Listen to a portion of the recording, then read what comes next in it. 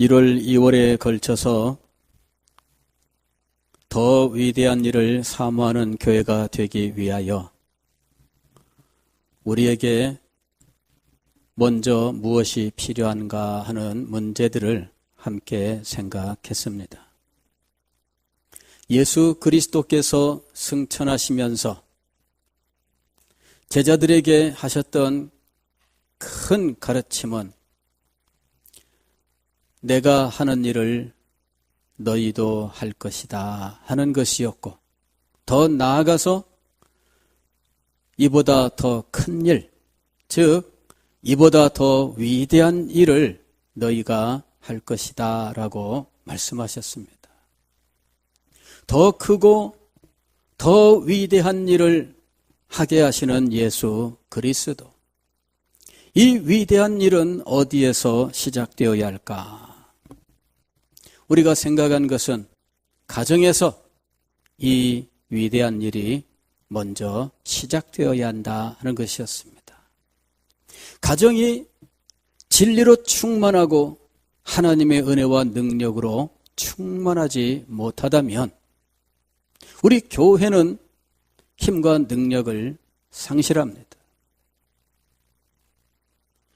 교회는 멀쩡한 것처럼 보이나 성도들의 가정이 믿음으로 세워져 있지 못하다면 이것은 허상에 불과할 것입니다. 잠시 동안은 이 모습을 유지할 수 있지만, 그러나 한 세대가 지나가면 교회는 그 힘있고 능력있고 아름다웠던 모습을 상실하게 될 것입니다. 이것은 이미 유럽의 여러 나라들이 우리에게 증명하고 있는 사실입니다. 젊은이들이 믿음의 길에서 떠나고 어린이들이 사라지는 그 땅에 교회인들 무슨 힘이 있고 무슨 길이 있겠습니까? 유럽의 교회가 쇠퇴한 것은 젊은이들이 믿음을 갖지 못하였기 때문이며 어린이들이 각 가정에서 사라졌기 때문입니다. 가정이 새로워져야 됩니다. 가정이 신앙으로 부흥되지 못한다면 우리 교회는 다음 세대를 기약할 수 없을 것입니다. 많은 분들이 다음 세대에 대하여 염려하지만 이것이 근본적으로는 가정의 문제라고 하는 사실을 제대로 보지 못하고 있습니다. 주일학교 교사들이 정신을 차려야 됩니다. 교회가 주일학교에 투자해야 됩니다. 이렇게 이야기하는 사람들은 많습니다. 그리고 우리도 당연히 그렇게 해야 되는 줄로 생각합니다. 그러나 주일학교 이 어린이들의 모판이 되는 가정이 무너진다면 아무것도 이룰 수가 없을 것입니다. 그래서 우리는 지난 2개월 동안에 걸쳐서 하나님의 위대한 일이 우리의 가정에서 일어나야 할 것이며, 무엇보다도 신앙의 부흥은 우리 가정에서 일어나야 된다 하는 사실들을 함께 생각을 한 것입니다. 이 일을 위해서 부모들이 신앙 부흥을 먼저 경험해야 할 것이며, 이렇게 회복된 신앙으로 자녀들에게 마땅히 행할 길을 가르쳐야 한다 하는 것이었습니다. 3월 달에 들어와서 어떤 말씀을 같이 생각해야 할까 여러 가지로 기도하며 고민했고 많은 메모를 했지만, 마음속에 지난 월화 이틀 동안 청년부 수련회 말씀을 전하면서 제가 마음속에 이 복음을 다시 한번 전파하고, 그리고 우리 부모들이 복음을 새롭게 깨닫고 자녀들에게 이 복음을 가르치는 것이 중요하겠다 하는 마음이 들었습니다. 그래서 복음으로 바로 이것 하나를 가지고 3월달 메시지를 시작하게 된 것입니다. 메시지의 제목은 너희의 하나님을 보라. 오늘 우리가 읽은 이사야서 40장 9절 말씀, 아름다운 소식을 시온에 전하는 자여 너는 높은 산에 오르라. 아름다운 소식을 예루살렘에 전하는 자여 너는 힘써 소리를 높이라. 지금 아름다운 소식을 전하는 자에게 높은 산에 오르라고, 아름다운 소식을 전하는 자에게 힘써 소리를 높이라고 말씀하시는데, 도대체 그가 전해야 할 말씀이 무엇일까요? 이사야서 40장 9절 말씀은 너희의 하나님을 보라 하라 였습니다. 너희의 하나님을 보라. 하나님을 보는 것, 바로 이것이 아름다운 소식이었습니다. 이게 아름다운 소식이라고 하는 이 말은 복음이라고 하는 말이에요. 애초에 이 구약 성경이 기록된 언어는 우리가 알고 있듯이 히브리어입니다. 그런데 예수님께서 이 땅에 성육신 하시기 1세기 전에 이집트 알렉산드리아라고 하는 곳에서 70명의 학자들이 성경을 번역했는데, 헬라어로 번역된 그 성경을 가리켜서 70인역이라고 이야기합니다. 그리고 성경을 보면 예수님의 제자들이 이 70인역을 많이 사용하고 있는 것을 확인할 수가 있습니다. 그래서 이 70인역이 구약 성경을 해석하는데 아주 중요한 근거가 되고 있습니다.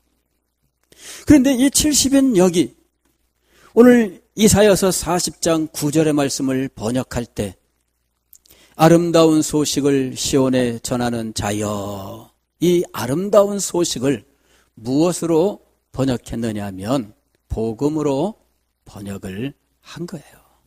유앙겔리온이라고 하는 말, 이게 복음이란 말이에요. 아름다운 소식, 좋은 소식, 영어로는 굿뉴스라고 이야기를 해요. 네가 전하는 소식이 좋은 소식이냐 나쁜 소식이냐, 어떤 사람이 와서 묻잖아요. 좋은 소식 먼저 들을래, 나쁜 소식 먼저 들을래? 여러분은 어떤 소식을 먼저 듣고 싶으세요? 그냥 좋은 소식만 듣고 싶지요. 그렇죠? 예. 구태여 나쁜 소식은 뭐 들을 필요가 없겠습니다. 그러나 오늘 우리가 분명히 알아야 할 것은 여기에 이 좋은 소식, 아름다운 소식이라고 하는 것이 복음이에요. 복음. 한자어로 복음이라고 번역을 했는데 이거는 복된 소리라는 말이죠. 복스러운 소리. 자, 이 복음의 내용, 높은 산에 올라가서 외치고 예루살렘에서 이 목소리를 다해서 힘껏 소리쳐야 할 복음의 내용이 무엇이냐 하는 것입니다. 그것은 너희의 하나님을 보라 하는 것입니다. 알고 보면은 복음은 하나님에 대한 것이에요. 우리는 복음의 핵심을 언제나 예수 그리스도라고 배웠습니다.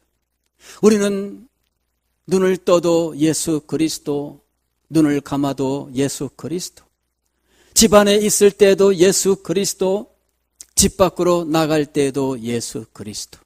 자나깨나 어디서나 우리는 어떤 순간에서든지 예수 그리스도를 사랑하고 예수 그리스도를 마음에 새기고 예수 그리스도를 전파하고 예수 그리스도를 중심으로 살아갑니다. 그런데 이 예수 그리스도를 보면 하나님이 보여요.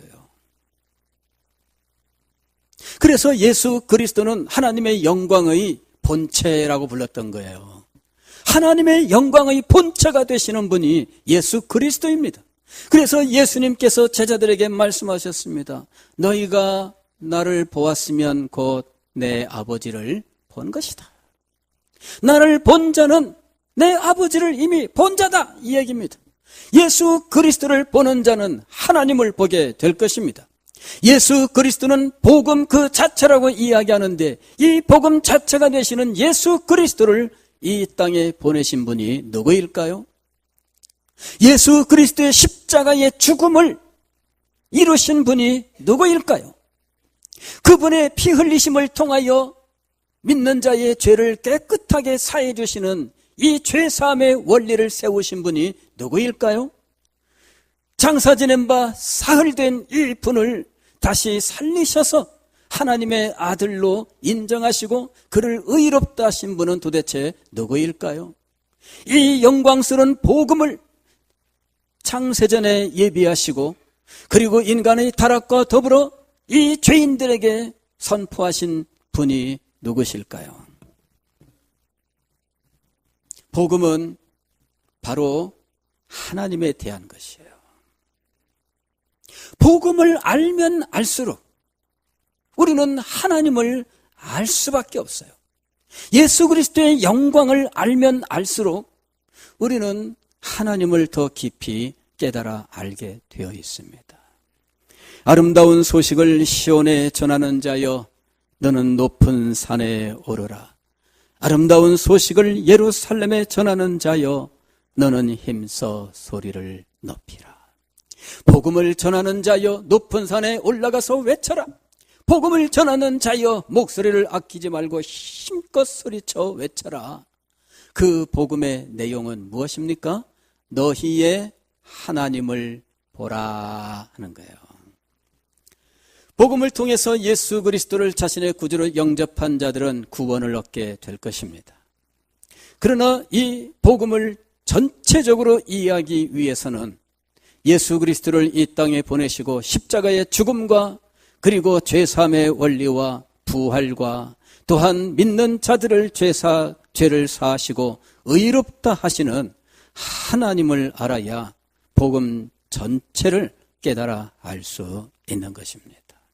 그래서 언제나 우리는 예수님을 믿으면서 동시에 복음의 전체적인 이해를 위하여 항상 하나님께로 나아가야 된다 하는 것입니다. 오늘 이사야서 40장에 있는 말씀은 우리에게 이 사실을 가르쳐주고 있습니다. 이사야서 40장은 이사야서 전체 66장의 전환점을 이루는 장입니다.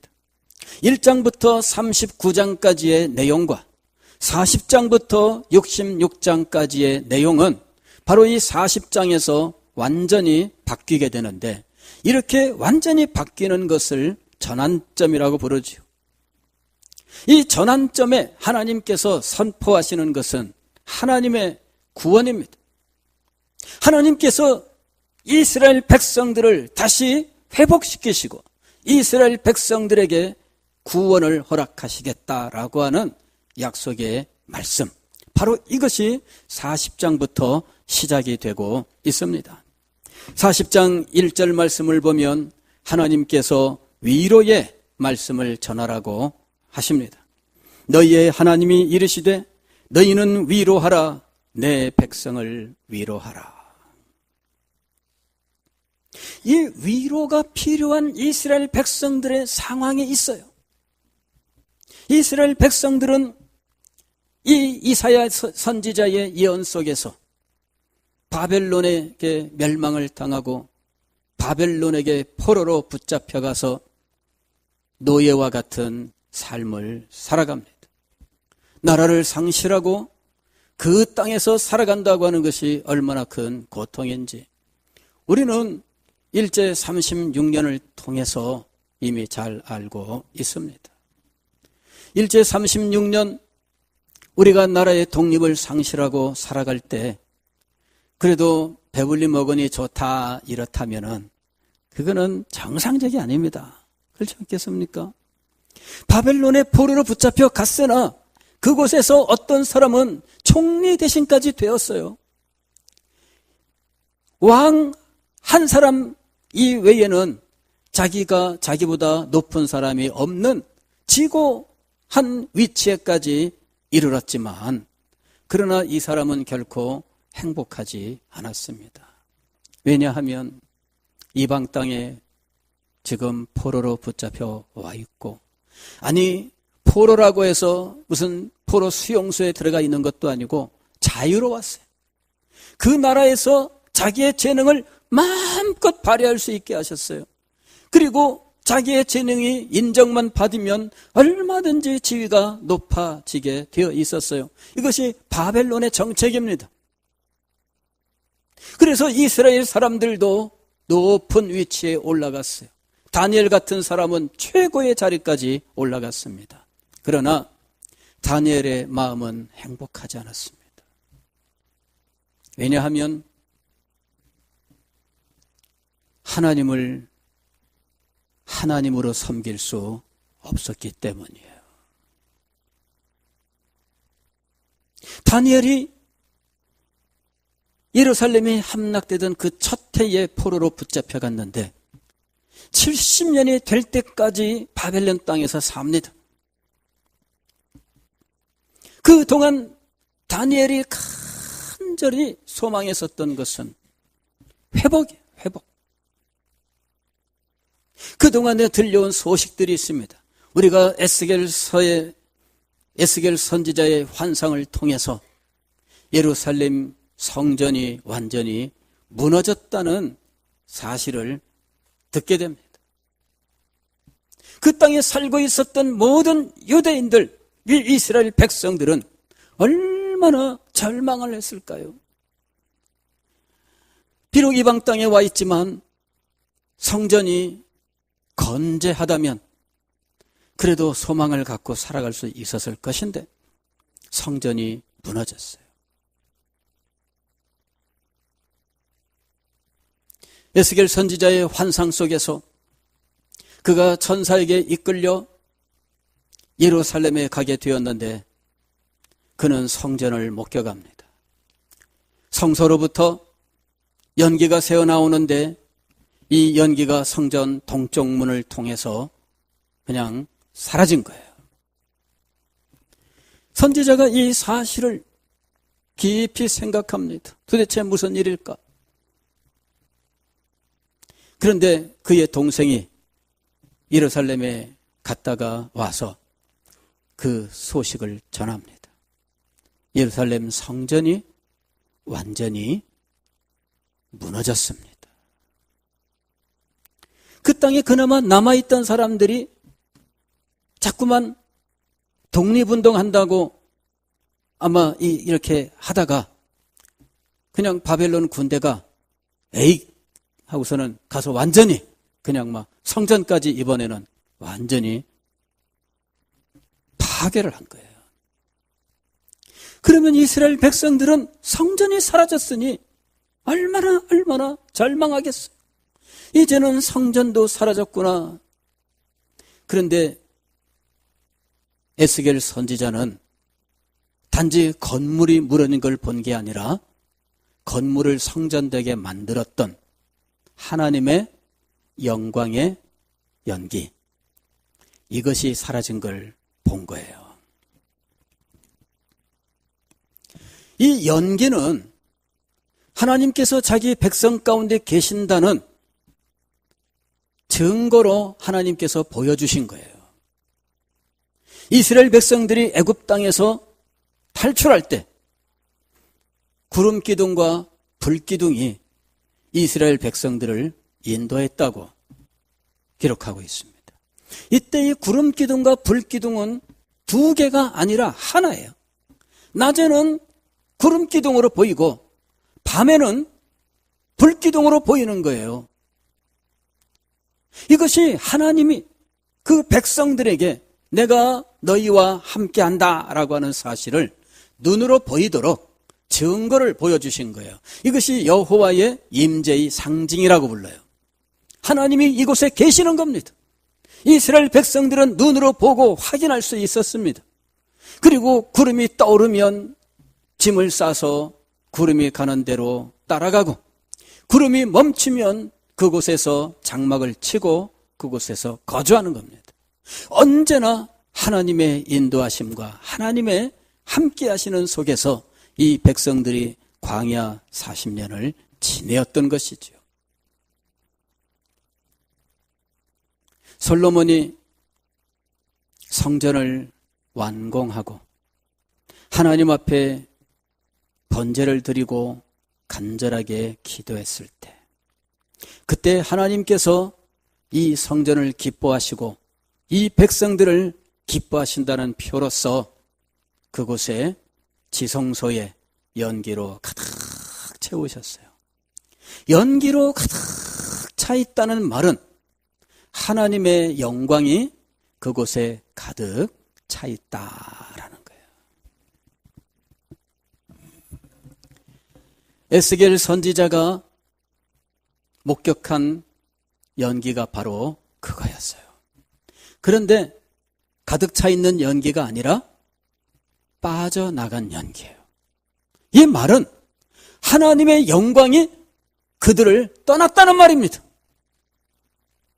하나님의 영광이 떠나면 하나님의 백성들은 아무것도 아닙니다. 우리가 속된 말로 안고 없는 찐빵이라고 말하는 거예요.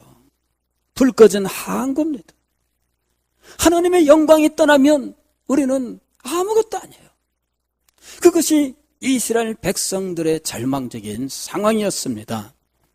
그런데 하나님께서 내 백성을 위로하라 하시면서 그들에게 전하신 말씀이 무엇이냐면 40장 5절의 말씀이에요. 여기 보면은 여호와의 영광이 나타나고 모든 육체가 그것을 함께 보리라 그랬어요.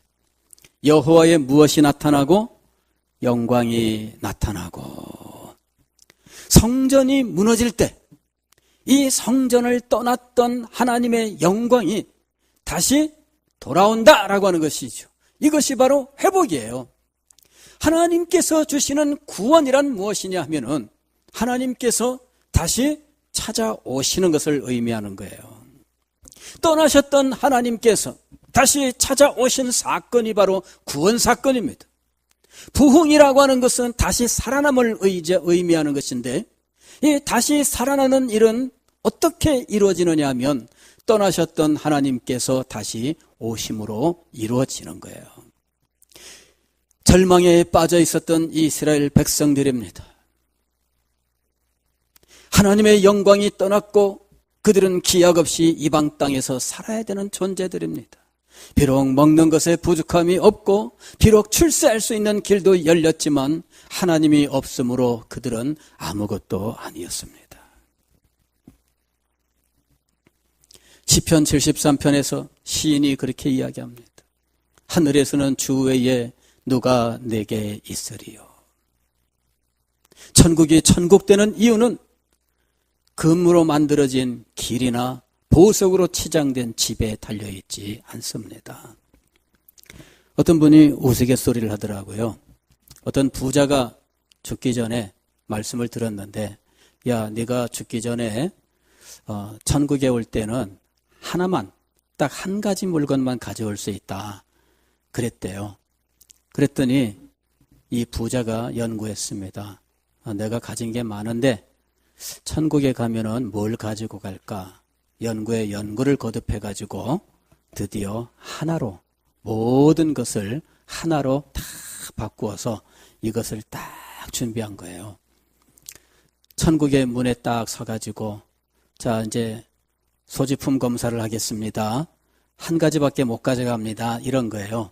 그랬더니 이 부자가 저도 그런 줄 알고요. 하나만 가져왔어요. 그리고는 탁 하고 꺼내놓는데 금덩어리. 자기 가진 모든 것을 금으로 바꿔가지고 금덩어리 하나만 가져온 거예요. 그랬더니 천국 문에 서 있던 문지기가 하는 말이 아니 도로 포장재를 왜 가지고 와? 그랬더니 웃으셔야 돼요.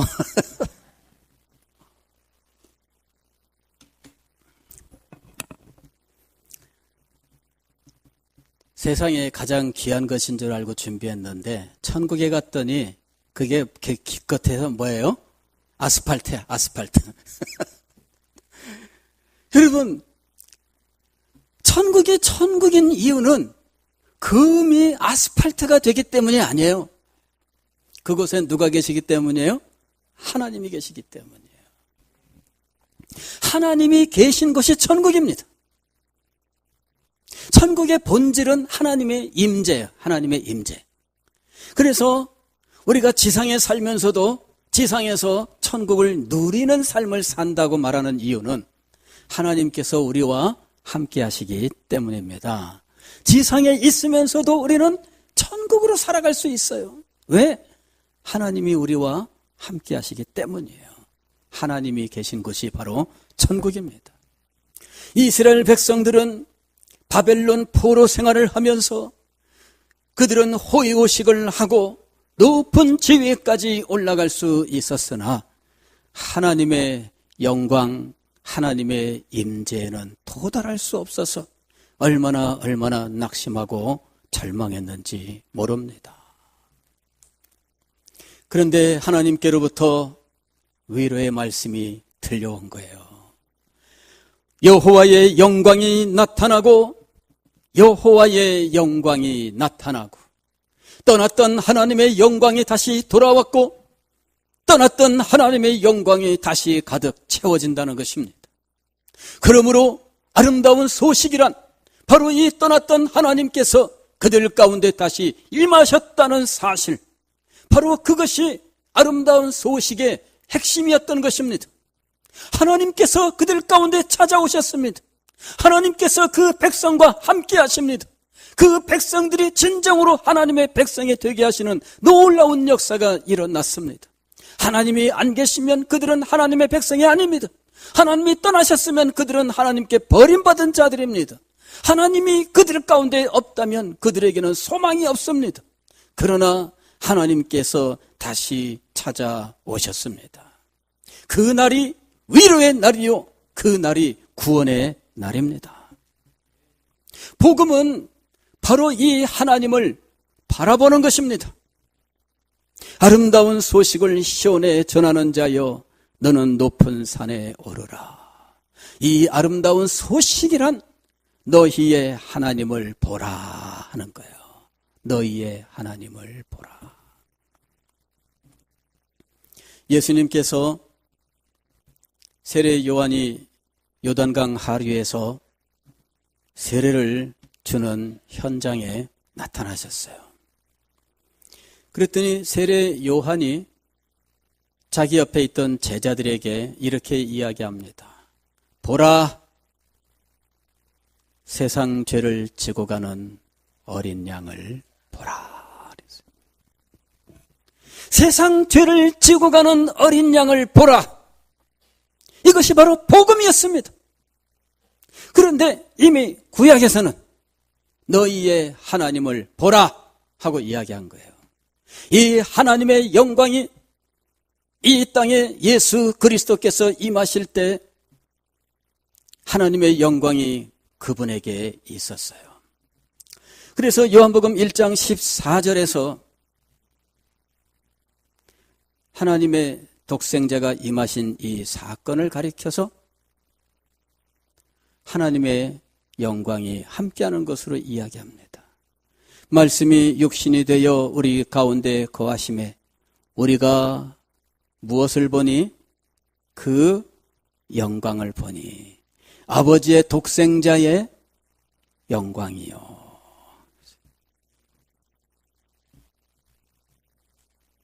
복음은 하나님을 보는 거예요. 복음은 하나님을 보는 거예요. 그래야 복음의 전체 모습이 드러나게 되어 있습니다. 우리가 복음을 전할 때 먼저 하나님을 말하는 이유가 있어요. 소위 우리가 잘 알고 있는 사형리를 보게 되면 자연계 자연법칙이 있는 것처럼 영적인 원리가 있습니다. 4가지 영적 원리가 있는데 첫 번째 원리, 하나님이 당신을 사랑하십니다. 그럴 때 가장 먼저 오는 게 뭐예요? 하나님이. 이건 뭐 다른 것이 아니에요. 성경에서 이 복음을 가장 핵심적으로 가장 찬란하게 나타낸다고 하는 요한복음 3장 16절의 말씀을 보면 하나님으로 시작해요. 하나님이 세상을 이처럼 사랑하사. 하나님으로부터 시작하는 거예요. 그래서 오늘 여러분들에게 복음에 대한 이 메시지를 선포하면서 하나님으로부터 시작하려고 하는 것입니다. 하나님은 도대체 어떤 분이신지, 하나님이 어떤 분이시기에 우리에게 복음이라고 하는 것이 예비되고 선포되고 우리가 이 복음으로 말미암아 구원을 얻었을까? 하나님에 대하여 알아야 돼요.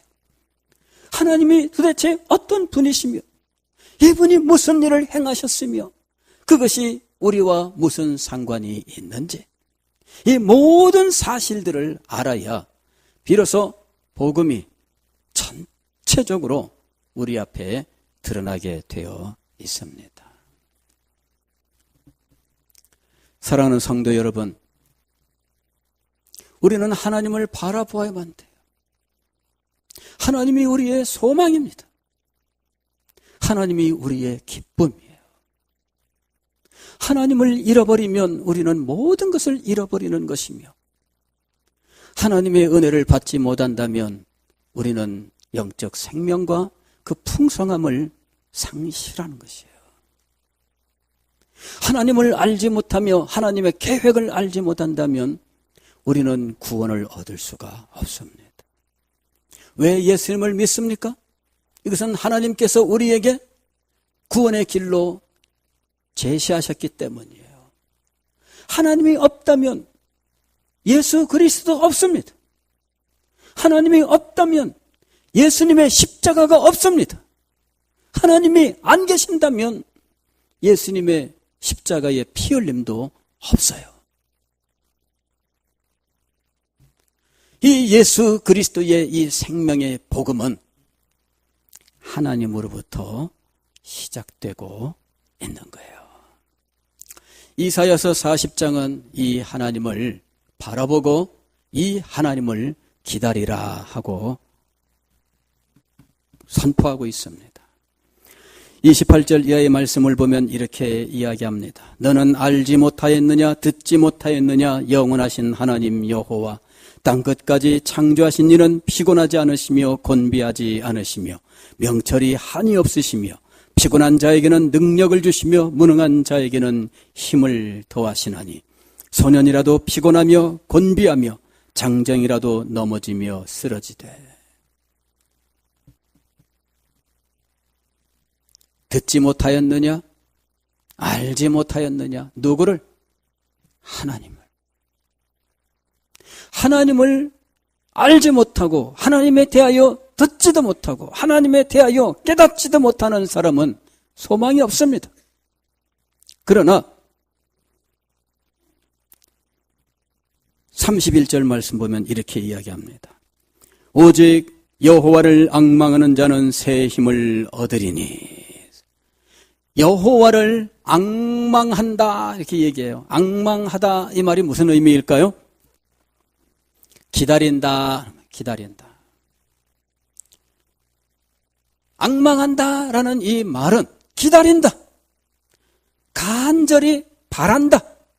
소망한다. 이런 의미입니다. 오직 여호와를 기다리고 여호와를 소망하며 여호와를 간절히 구하는 자는 새 힘을 얻으리니 독수리가 날개치며 올라감 같을 것이요 다른 박질하여도 곤비하지 아니하겠고 걸어가도 피곤하지 아니하리로다. 사랑하는 성도 여러분, 복음은 하나님을 바라보는 거예요. 그리고 하나님께서 우리를 위하여 베푸신 이 놀라운 일들을 어린 아이처럼 믿는 거예요.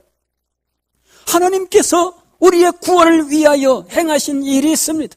예비하신 일이 있습니다. 그것을 지금 선포하고 계십니다. 하나님을 바라보는 자는 하나님께서 행하시는 일들을 마음속에 믿고 하나님께서 행하실 일들을 간절히 기다립니다.